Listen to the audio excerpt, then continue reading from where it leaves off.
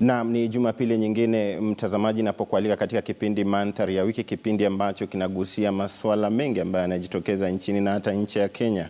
Ni wiki ambayo imekuwa na shughuli chungu nzima, kukuwa na mikutano ya siasa kama vile Wiper imekuwa katika maeneo ya Ukambani, hali kadhalika Voi, na inaelekea katika maeneo ya pwani ya Kenya. Leo tutajadili masuala ambayo yanahusiana na afya, ikizingatiwa kwamba kesho ni siku ya ugonjwa wa kisukari duniani, ugonjwa ambao umeathiri watu wengi bila kujua, ama wengine wanajua na kadhalika.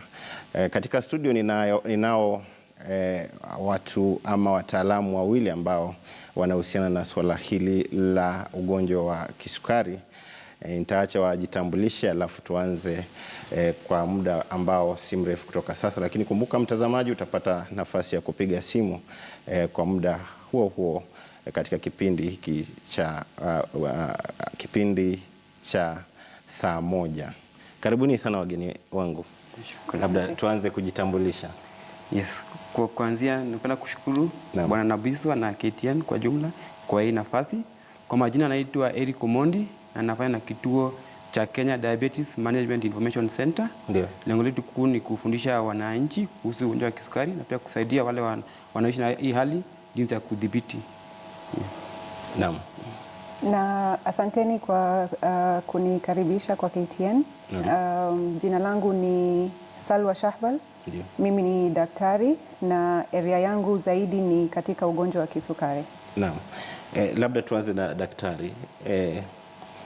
Dalili za mtu ambaye ana ugonjwa wa kisukari ni gani? Okay, dalili ni nyingi, lakini hizo tatu ambao ndio ziko juu kabisa ni mtu huwa anakula sana, umeelewa? Anakula kwa wingi, anapata haja ndogo mara kwa mara, ndio, kushinda kawaida. Naam. Na polydipsia, polyuria anapata haja ndogo na kadhalika. Sasa katika hiyo ya kusema haja mtu anapimaje kwamba ni baada ya mwezi mmoja ndio utambue ama inakuwaje? Sasa tuseme mtu akija kwako mgonjwa anakuambia mimi ya tatu, pole nimesahau, ilikuwa ni anapata kiu sana. Kiu. Sasa atakwambia nasikia kiu lakini kila nikinywa maji haiondoki. Kwa hivyo anasikia kiu, anakojoa sana, anapata haja ndogo sana na anakula kwa wingi. Lakini si wagonjwa wote ambao watakuja wana hiyo shida. Kuna mgonjwa anaweza kuja kwako akakwambia nala vizuri lakini na kilo inazidi kupungua bila sababu. Ama daktari, mimi nala nafanya kazi vizuri lakini nachoka kuliko kawaida. Umenielewa? Kwa hivyo hizo vitu ndogo ndogo pia daktari lazima awe anaziangalia. Na wengi zaidi wanaweza kuwa wanasikia kuchoka ama wanapoteza kilo lakini hawajijui na hawaendi kutafuta matibabu. Labda tueleze kwa ufupi Bwana Eric Omondi kuhusiana na hicho kituo chenyu. Je, mmekusanya data ama habari kuhusiana na hili swala la ugonjwa wa kisukari na kiko katika, yani tuko katika kiwango gani cha wagonjwa? Je, tuko juu sana ama tunajaribu kudhibiti? Katika kituo chetu ndio tumejaribu kufanya research na bado inaendelea. Na pia kuna research zingine ambazo zimetolewa kutoka kwa ministry na hata kutoka kwa World Diabetes Federation. Hatujaweza kudhibiti ugonjwa wa kisukari kwa sababu bado inaendelea kuongezeka na hatujaweza kuweka mikakati ya kuweza kuanza kufika kila mahali. Kwa sababu kwa research zile tumefanya tumeona kuwa inaongezeka na kila sehemu ya nchi imeguzwa. Na mara nyingine pia tumeona kuna kila sehemu kama makazi ya town imekuwa imeathirika zaidi, na pia sehemu zingine ambayo hali ya uchumi iko juu kidogo ameathirika zaidi, na pia bado tumesajabishwa na masehemu zingine ambayo pia bado ni kuna ufukara kupitia, lakini bado zile chanzo bado tunaona bado zile viwango bado ziko juu zaidi.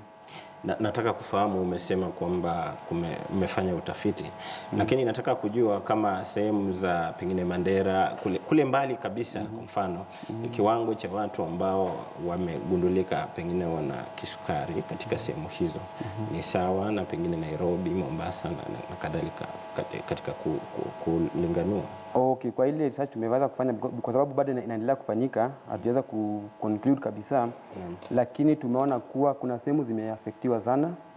Mandera hizo watu tunajua kama northeastern areas ndio haiwezi kufikia mahali kama Nairobi and some parts, lakini bado kuna ile kiwango iko juu kushinda venye unaweza kukadiria. Niongeza kwa hiyo point alosema, ile research ambayo tuko nayo sahihi Kenya inaonyesha kwamba mpande za mashinani, rural areas, prevalence, yani kiwango cha diabetes, cha ugonjwa wa kisukari mpande huo ni kama 3 to 4%. Lakini mpande za miji kama Nairobi, Mombasa, miji mikubwa ni zaidi, mpaka labda 10%. Yeah? Lakini kama alivyosema, hiyo ni more research inaendelea, na hizi ni data ya kitambo. Yeah? Ukiangalia kwa sasa karibu milioni 4 ya watu kwa ulimwengu wana ugonjwa wa kisukari. Na ikifika mwaka wa 2040 hii namba itapanda paka 600 plus million. Umenielewa? Kwa hivyo na 80% ya hii kupanda itakuwa from Africa. Middle to low income countries. Kwa hivyo ni lazima ugonjwa wa kisukari tutie maanani. Na nini kinasababisha huu ugonjwa wa kisukari? Well, ugonjwa wa kisukari nikijaribu kueleza simply, ni kuna namna mbili. Kuna type 1 na type 2. Type 1 ni ile ambayo unasikia mtoto wa miaka 9, miaka 8 kuna ugonjwa wa sukari, ama tunaweza kusema yani amezaliwa nayo. Umenielewa? Alafu hiyo ni genetics. Okay? Yani unarithi, sio? Ni genetics. Na kawaida huwa ni kuna vitu kwa mwili ya huyo mtoto inapigana na zile cells ambazo zinafaa kukupa insulin. Umeelewa? Na type 2 diabetes ambao ndio ni nyingi katika ugonjwa wa kisukari, about 80%, inakuja pia kwa kurithi, lakini zaidi ni kwa sababu ya vile tunaishi, diet yetu na mazoezi imebadilika kabisa. Naam. Kuna Michael Ower kutoka maeneo ya Satellite Nairobi. Halo. Habari za Satellite? Mzuri sana. Mchango wako katika mjadala huu wa ugonjwa wa kisukari? Mimi nilikuwa na swali tu kidogo. Ndio. Mimi saa zingine najikuna. Naam. Alafu nikijikuna. Ndio. Nakuta kama mali nikijikuna nakuta kama nasikia kama ni tamu, alafu inatoa kidonda. Naam. Sasa sijui kama hiyo ugonjwa wa sukari inaweza changia.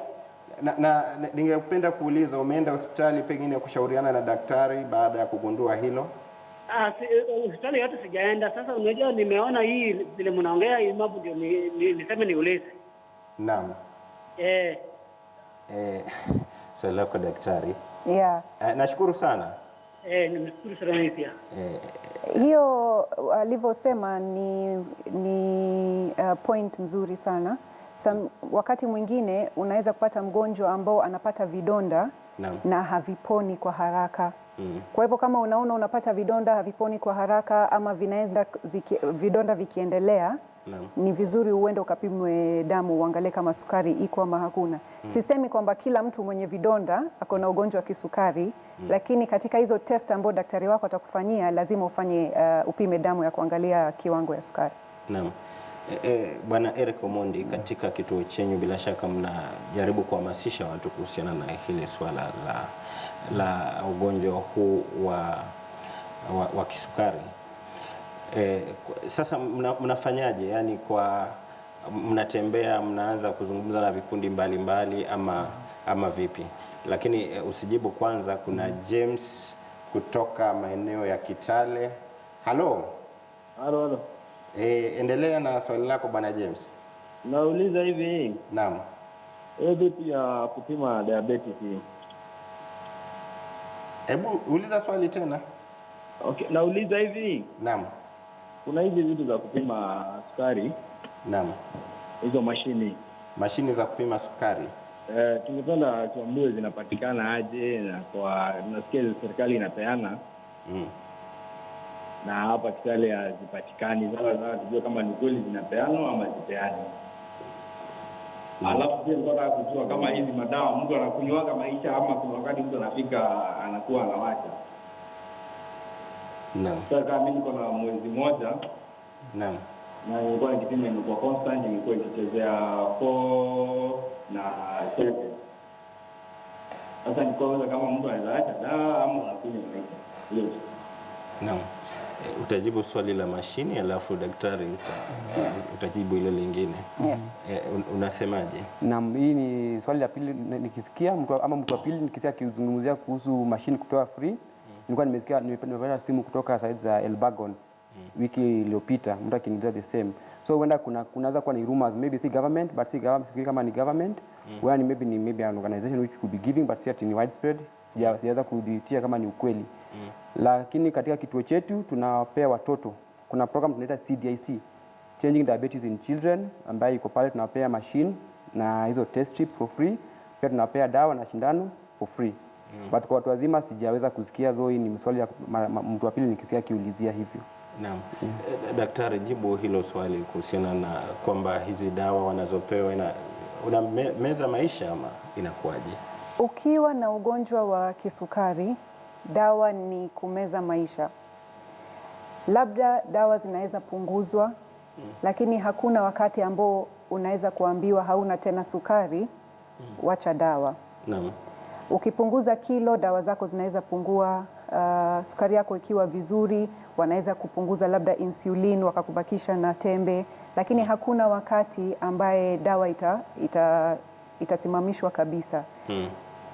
Naweza kueleza kwa nini? Insulin inatokana na pancreas. Pancreas iko katikati ya ini na nyongo, spleen. Sasa hizo cells ambazo zina produce insulin, kila ukiwa mkubwa, kila mwaka ukizidi ya binadamu, hizo cells zinapunguka. Kwa hivyo kuna kitu inaitwa age related diabetes, kumaanisha ukizidi na miaka kuna uwezekano na hatari ya kupata ugonjwa wa kisukari. Kwa hivyo just that inatuambia kwamba kuna uwezekano utabidi uongezewe dawa ukizeeka badili ya kuacha dawa. Maanake hizo insulin cells zinazidi kupunguka. Kwa hivyo unahitaji hizo dawa kwa zaidi. Lakini ukijiangalia ugonjwa wako wa kisukari kuanzia mwanzo, kila kitu itakuwa minimal. Hata dawa itakuwa chini, kila kitu itakuwa minimal. Kuna Joshua kutoka maeneo ya Migori. Halo. Citizen. Hii ni KTN baba. Napunguza sauti ya runinga yako ili tuweze kusikizana. Wewe ni Joshua Chacho Nyango kutoka Migori. Bado hujapunguza baba.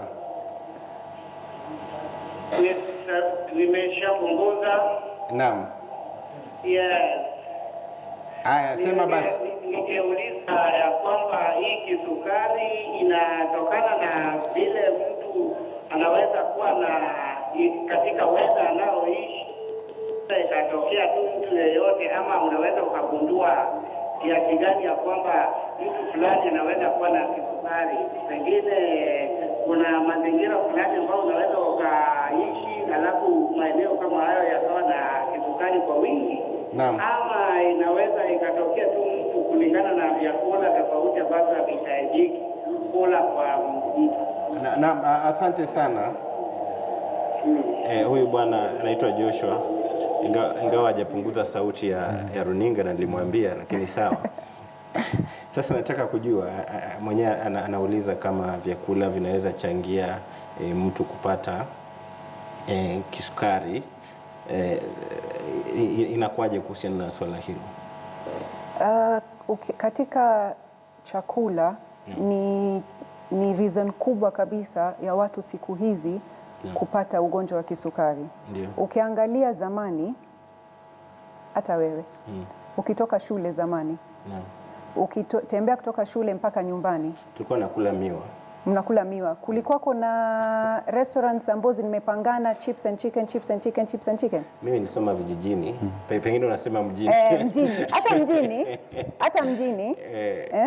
Hata sasa hii mpande za mashinani ukiangalia lazima kuna kiosk mahali inauza chips and chicken. Naam. Na sisemi kwamba ni chips peke yake ndio inafanya upate ugonjwa wa kisukari. Lakini siku hizi tuko na makosa mbili. Mwanzo tunakula zaidi ya inavyotakikana. Vile zamani watu walikuwa wakiserve kwenye sahani yao, walikuwa wakiserve kidogo kiasi. Siku hizi tunaserve chakula nyingi sana kwenye sahani. We angalia mtu akienda harusi vile anajaza sahani. Kitu ya pili ni type ya chakula. Zamani watu walikuwa wanakula chakula fresh. Inapikwa nyumbani. Siku hizi chakula chetu zaidi ni processed foods. Utaona mtu kwenye gari na mtoto wake kwenye jam, mtoto anakula crisps. Na wewe ulikuwa ukikula miwa. Miwa siwa. Unaona hiyo tofauti? Kwa hivyo chakula inachangia sana katika ugonjwa wa kisukari. Naam. Hayo pia mnafundisha watu katika kituo chenyu? Ndivyo, mara nyingi pia huwa tunatilia mkazo jinsi ya kuzuia ile hali. Because research imeonyesha kuwa diabetes pia like type 2 huwa ni process. Kuna early stages or pre-diabetes stage which can be arrested. Na pia ningependa kufanua kidogo kuhusu ile swali ile jamaa aliulizia kama hii dawa ukianza kutumia utatumia maisha yako yote. Kitu kingine ni cha muhimu ni kuwa kudhibiti hii hali ama kumanage hali ya kisukari huwa ni highly personalized. Ni individual, unaangalia mtu mwenyewe. Na at some time vile daktari ameelezea, ukitilia mkazo sana vile umefikiria na daktari, unaweza kufika wakati ukapunguzia almost mpaka kutolewa kwenye dawa. Na imaanisha ati umeacha dawa. That's why we keep on monitoring. Tuna keep on tukiangalia venye sukari yako inavyoendelea. Kuna Rama kutoka maeneo ya Taita Taveta. Halo. Hali namna gani? Habari ya Taita? Taita vizuri bwana, tashukuru kidogo manyunyu. Naam. Endelea. Halo Rama, ulikuwa na swali kuhusiana na swala hili la ugonjwa wa kisukari? Mimi kwanza nilikuwa naomba daktari anifahamishe. Naam. Mimi na tatizo ikifika usiku. Ndio. Huwa nakauka mdomo sana. Ndio. Alafu pua zangu hapa, hizi nyama za pua hapa huwa zina block. Huwa natumia kuhema na mdomo. Naam. Alafu jambo la pili, nimeuguza mgonjwa wa sukari. Ndio. Nilikuwa naomba kupita kwa KDMIC ya kwamba vile serikali ya Kenya na mashirika ya kijamii walipiga vita kuhusu maradhi ya ukimwi. Naam. Nilikuwa naomba hata vile kwa ugonjwa wa kisukari ndio ingekuwa hivyo. Naam. Waje mpaka majumbani vile wanaenda kufanya watu test HIV, hata sukari pia naomba, maanake kuna wengine wanakufa ndani mtu amekufa na ugonjwa gani, labda sukari. Naam. Kuna ule uzembe wa kutokufishughulikia ama kutokupimwa. Lakini serikali ikiwa na mpango wa kufuata watu on the ground, kwangu mimi ingekuwa rai nzuri sana. Vile walikufanya katika kupambana na janga la ukimwi. Naam. Jambo la pili, hizi mashine kwa naomba kujua moja ina cost pesa ngapi. Jambo la tatu, naomba kama itawezekana katika kila aidha ni mashule ama ni secondary ama ni dispensary zetu, mashine kama hizi zisikosekane. Kwa sababu kwa mfano hapa Taita, mtu anatoka eneo linaitwa Sagala anakuja paka Voi kuja kupima ugonjwa wa sukari. Naam. Tikiti 200 bora na kurudi 400. Akija kufanya test analipa pia. Sasa unaona, lakini ungekuruhusu huduma wa ground ingekuwa nzuri zaidi. Tunajua kugonjwa hospitali kutibu ni ghali, lakini pia tuomba mashirika ya kijamii yaingilie na kusaidiana na wananchi na serikali za kaunti ili kusudi kuweza kuangalia wagonjwa wanaoathirika na ugonjwa wa kisukari. Asante sana Bwana Rama. Kuna Kobero kutoka Nairobi. Halo. Halo KTN. Halo. Halo, hujambo? Hatujambo. Asante. Jina vile umetaja naitwa Kubiero daktari pia ama habari. Naam. Ya, nimefurahia katika hiyo mchango wenu. Ndio. Na nimekubaliana na dada. Naam. Anaposema ya kwamba chakula hizi vile watu wanakula inaweza changia. Naam. Wewe ni daktari umesema wa miti shamba ama vipi? Asante. Sasa mimi ni daktari. Naam. Ambayo nimefunzwa na tulikuwa sponsored na World Bank katika mambo ya herbal medicinal. Naam. Kwa hivyo endelea. Ningependa niseme hivi. Ndio. Mimi kama daktari ambao ni herbalist. Naam. Kuna utafiti ambao nimefanya na kuna wagonjwa wengi ambao wamekuja kwangu katika njia ya ugonjwa wa kisukari. Naam. Na wengi wamepata nafuu. Wamepata uponyi, sio nafuu. Sawa sawa daktari. Na ningependa niseme hivi. Ndio. Ni njia gani ambayo tunaweza fanya, sababu wengi wamezoea katika mambo ya hospitali na wajajua ya kwamba kuna dawa ambayo inaweza toka kwenye kwenye mti. Naam. Ama msituni ambayo inasaidia hii ugonjwa kama dawa ambayo niko naye. Asante. Karibu sana. Daktari, maswali mengi yameelekezwa kwako. Tuanze na yule wa kwanza. Alisema vita dhidi ya ugonjwa huu sio amejaweka uzito sana kama ilivyokuwa zamani kwa ugonjwa ukimwi na kadhalika. Unasemaje kuhusiana na hilo? Ni ukweli kabisa. Kawaida tukienda hizi conference za ugonjwa wa kisukari, ndio utaona mtu atasimama mbele ya kuulize, kukekwa mgonjwa wa kansa, kukekwa mgonjwa wa HIV na kukekwa mgonjwa wa kisukari, yupi utamwonea huruma? Na kila mtu lazima atachagua mgonjwa wa kansa na mgonjwa wa HIV. Na watamwacha yule mgonjwa wa kisukari wakifikiri ako sawa. Kwa sababu wagonjwa wa kisukari sura zao ni kama mimi na wewe. Lakini huwezi kujua sukari iko 20, huwezi kujua kidney zimeathirika, huwezi kujua moyo umeathirika. Kwa hivyo lazima kila mtu awe involved katika hii fight ya kukabiliana na ugonjwa wa kisukari. Kitu ya pili muhimu amesema ni kwamba watu wengi wana sukari na hawajui. Na ukiangalia katika the latest atlas ya International Diabetes Federation, about 14 million people wako na ugonjwa wa kisukari Afrika. Lakini zaidi ya 2/3 hawajui. Kwa hivyo tukirudia katika zile research data tulipata Kenya kwamba asilimia 4 mpaka 10 ndio wako na ugonjwa wa sukari, inaweza kukuambia kwamba hiyo ni chini sana.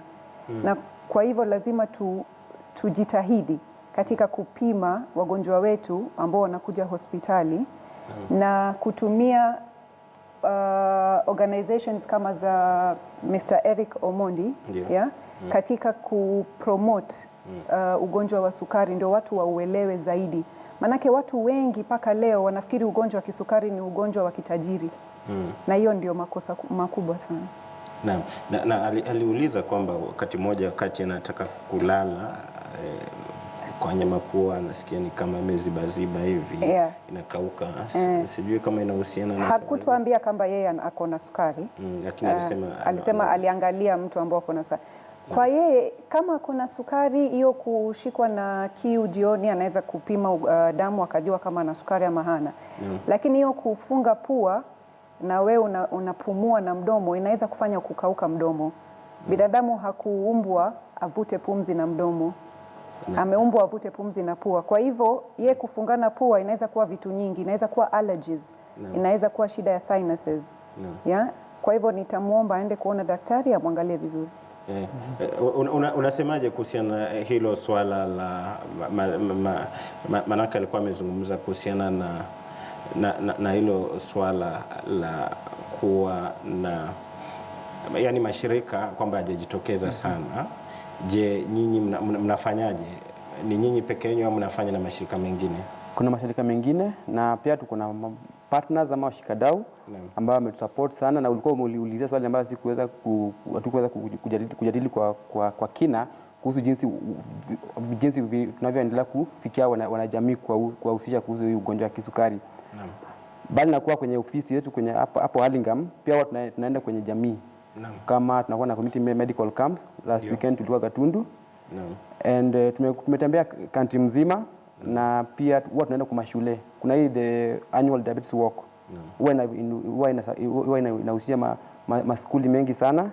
Na pia huwa tunaenda kwa makanisa, tunajaribu kuskini watu. Hii wiki imeisha, tumekuwa na wiki ya kupima watu kisukari bure bila malipo.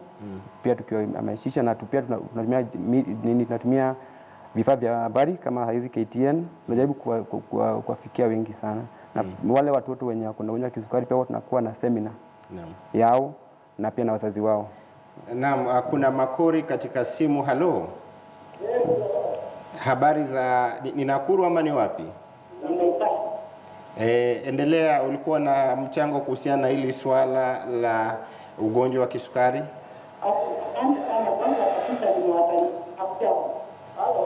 Hatujambo. Naam.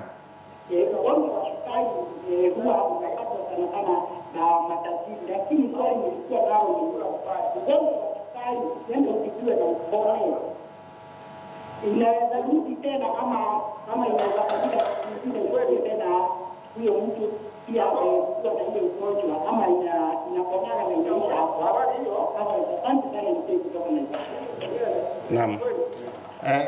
Asante sana daktari, atajibu hilo. Ibrahim kutoka Naivasha. Halo. Habari za Naivasha? Halo, salama kabisa. Endelea. Naam, endelea. Nasema mgonjwa wa kisukari naam. Na utafanya mazoezi. Ndio. Na hapo nimesema daktari amesema mjeli. Naam. Inafaa na nilikuwa nasema tena sawa na pombe sana. Naam. Inachangia pombe sana kama hii pia pombe nyingi sana inachangia hiyo ugonjwa wa kisukari. Naam. Na kubaliana na hiyo kulia na kwa hiyo inaweza kujiaza hospitali kwa timu zote. Naam. Kupatikana kuna wadau kwa kienyeji. Naam, asante. Ingawa mawasiliano yamekuwa na matatizo kidogo, lakini nafikiri umetaja kwamba pombe pia inachangia. Ni kweli pombe inachangia? Pombe inachangia kwa sababu pombe inaathiri pancreas. Na pancreas ndio factory ya kukupa wewe insulin. Ndio. Kwa hivyo ukiathiri ile pancreas unaweza pata ugonjwa wa kisukari kwa sababu ya kunywa pombe kwa wingi. Naam. Na kabla niende kwa Bwana Eric, kwa mwanaume na mwanamke, nani ambaye anakuwa katika athari kubwa sana? Anaweza kule. Naam. Lakini ningependa kusema we need more research to say yani kuthibitisha hiyo sentence ya kwamba men wako na risk zaidi ya kupata ugonjwa wa kisukari kuliko wanawake. Lakini nitaeleza kwa nini. Ukiangalia vile mwanamume alivyoumbwa, mwanamume akipata mwili, akiongeza kilo zaidi inaenda kwa tumbo. Sindio? Na wanawake inaenda kwa thighs na kwa hips. Kwa hivyo ile mafuta ambayo iko around tumbo ndo iko na hatari zaidi. Ndio maana hata wanaume risk yao ya kupata ugonjwa wa moyo ni zaidi kwa sababu ya reason hiyo. Mashirika, mnapanga kufanya nini kesho, siku ya kuadhimisha hii siku ya kimataifa ya kisukari? Kesho tutakuwa na hafla mbalimbali, lakini ile kitaifa kijumla itafanyika Machakos. Itakuwa hosted Machakos County na level 5, ambapo pia kutakuwa na free screening, na pia kumekuwa na watu mbalimbali wamekuwa wakifanya the same campaign in different kwa sehemu mbalimbali, so itaendelea mpaka kesho. Daktari, kuna ile swala la wagonjwa hawa wa kisukari. Unasikia mtu sukari iko juu, mwingine sukari iko chini, kunradi. Mtu anapimaje? na pia nimekuwa naona kuna watu ambao wanasema lazima awe na soda na yuko naambiwa kwamba kiwango chake cha sukari kiko chini. Sasa anakuwa na vitu vitamu, si soda peke yake. Inakuwaje? Ugonjwa wa kisukari haimaanishi kwamba sukari yako iko juu kila wakati. Kuna wakati inaweza sukari kushuka na sukari kushuka chini ya 3.9 millimoles, hiyo ni hatari, inaitwa hypoglycemia kwa kizungu, yani kumaanisha sukari imeshuka. Ndio utaona mtu anatafuta soda. Lakini kama nilivyosema mbele, ukiwa unajiangalia tangu mwanzo, huwezi kuwa leo sukari iko juu, kesho sukari iko chini.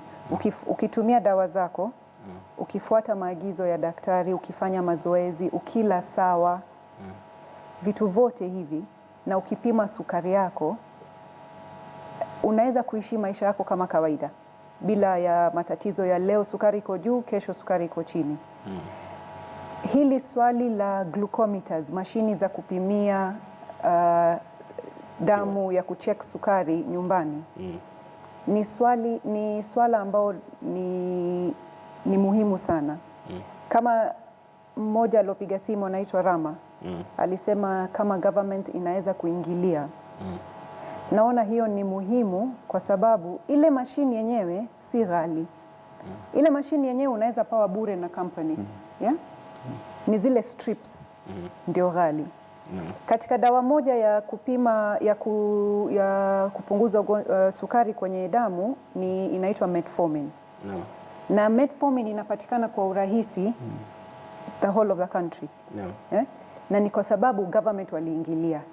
Metformin ni rahisi. Yani unaweza pata kama sukari yako si mbaya, tuseme, na unatumia metformin 500 mara 2 kwa siku, unatumia 500 kwa mwezi. Na mnafanyaje nyinyi kuhakikisha kwamba pia mnahamasisha umma kwenda kujipima, alafu kuhakikisha kwamba ili wajue hali yao, mnafanyaje? Mara nyingi huwa tunatoka nje pale kwa ofisi, tukitoka nje mara nyingi huwa tunafanya kupima watu bila malipo. Tukiwa nje pale tunafanya bila malipo. Kuhusu mashine, wale watoto wetu vile nilieleza hapo awali, huwa tunawapea for free watoto. Watu wazima hao huwa tunawarifa, wanaweza kununua. Naam. Pelika kutoka Narok, hello. Hello. Habari ya Narok? Naam. Usalama. Hello. Endelea. Kulingana nini changia huu ugonjwa? Hello. Hello, nasema endelea na hoja yako kuhusiana na ile swala la ugonjwa wa kisukari. Hello.